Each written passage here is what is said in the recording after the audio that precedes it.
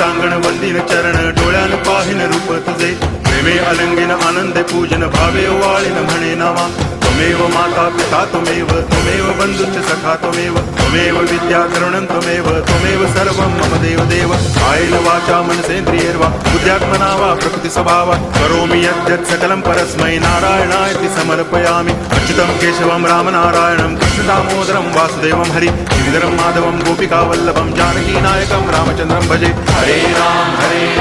Ram Ram Hare Hare Hare Krishna